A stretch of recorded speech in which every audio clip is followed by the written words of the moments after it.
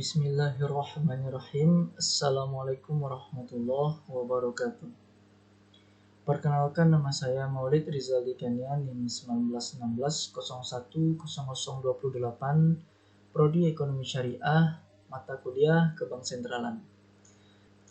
Baiklah, di sini saya akan menjelaskan apa itu evolusi uang. Uang secara umum adalah sesuatu yang dapat diterima secara umum sebagai alat pembayaran dalam suatu wilayah tertentu, atau sebagai alat pembayaran utang, atau sebagai alat untuk melakukan pembelian barang atau jasa. Dengan kata lain, uang merupakan suatu alat yang dapat digunakan dalam suatu wilayah tertentu. Uang juga didefinisikan sebagai segala sesuatu yang dapat diterima secara umum sebagai alat tukar.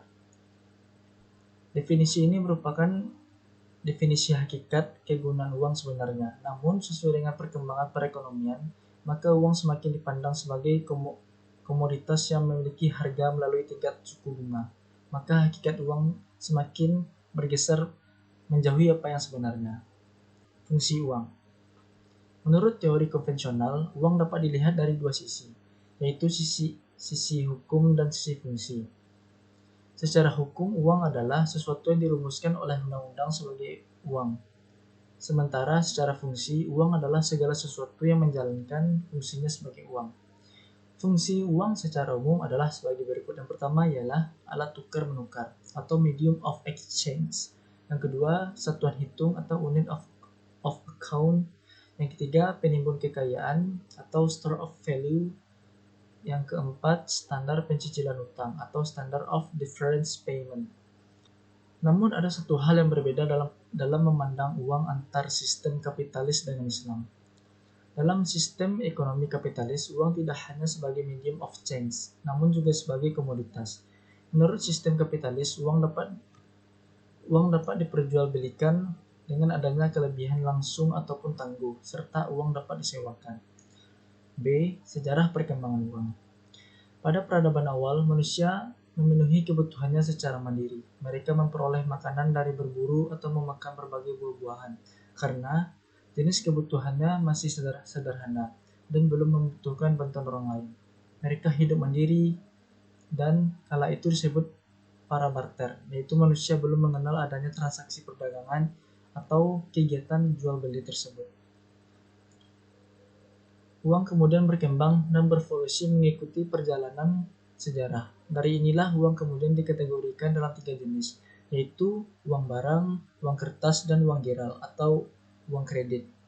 Contoh-contohnya pertama yaitu uang barang atau commodity money. Commodity money. Uang barang adalah alat tukar yang memiliki nilai komoditas atau bisa diperjualbelikan apabila barang tersebut digunakan bukan sebagai uang. Namun tidak semua barang bisa menjadi uang. Diperlukan 3 kondisi utama agar suatu barang bisa dijadikan uang. Antara lain yaitu yang pertama kelangkaan atau scarcity, yaitu persediaan barang itu harus terbatas. Yang kedua, daya tahan atau durability, barang tersebut harus tahan lama. Yang ketiga yaitu nilai tinggi. Maksudnya barang yang dijadikan uang harus bernilai tinggi sehingga tidak memerlukan jumlah yang banyak dalam melakukan transaksi tersebut dengan jelas. Yang kedua, uang kertas atau token money. Ketika uang logam masih digunakan sebagai uang resmi dunia, ada beberapa pihak yang melihat peluang meraih keuntungan dari kepemilikan mereka atas emas dan perak. Pihak-pihak ini adalah bank sebagai orang yang meminjamkan uang dan pandai emas atau toko perhiasan. Dengan adanya ini, pandai emas dan bank mengeluarkan surat atau uang kertas dengan nilai yang besar dari emas dan perak yang dimilikinya. Karena kertas ini didukung oleh kepemilikan atas emas dan perak, masyarakat umum menerima uang kertas ini sebagai alat tukar.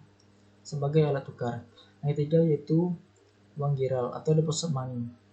Uang giral adalah uang yang dikeluarkan oleh bank-bank komersial melalui pengeluaran cek dan alat pembayaran giro lainnya.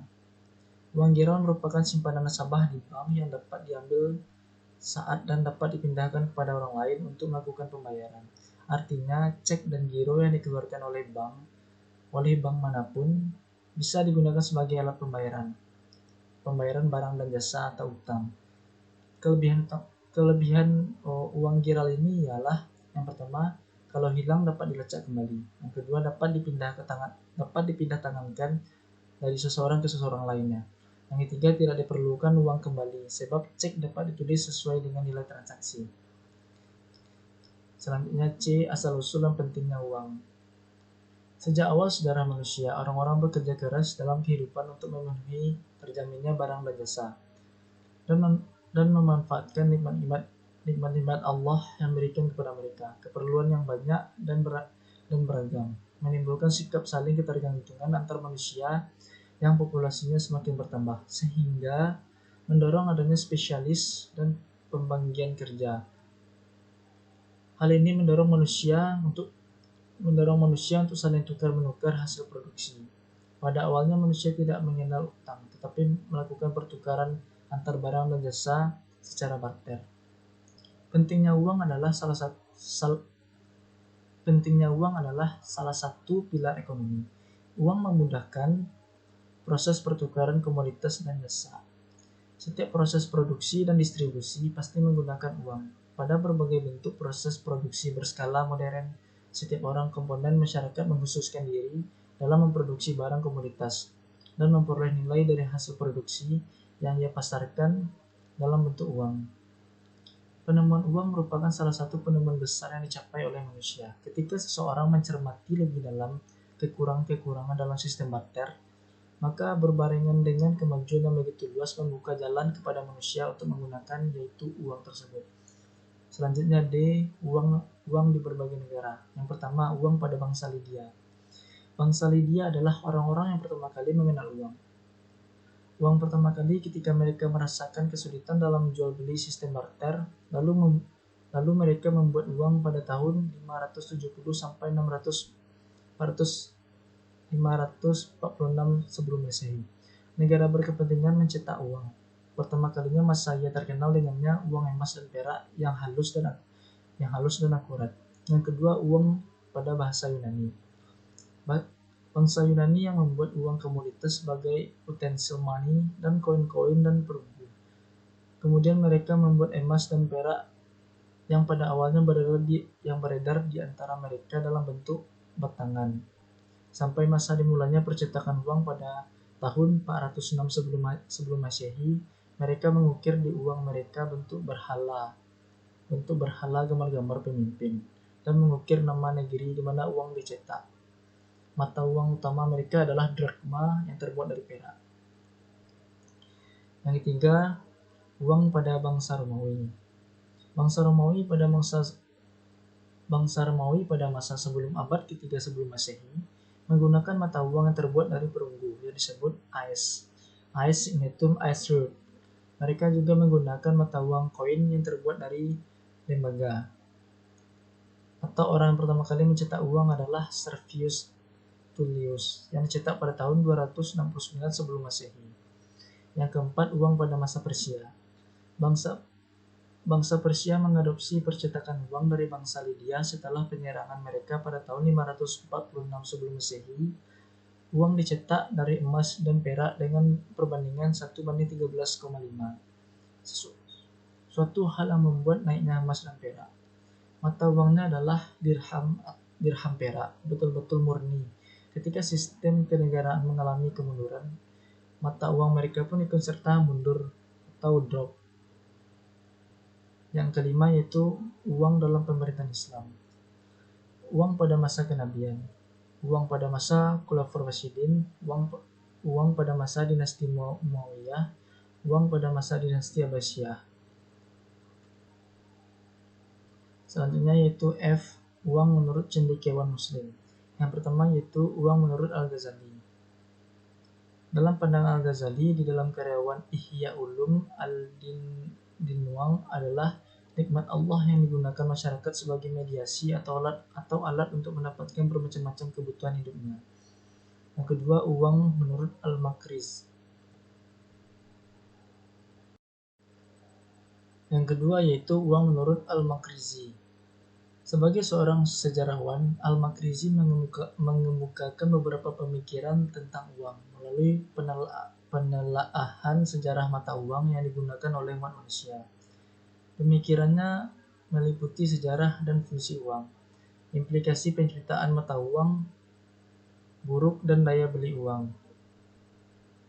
Yang ketiga yaitu uang menurut Ibnu Khaldun.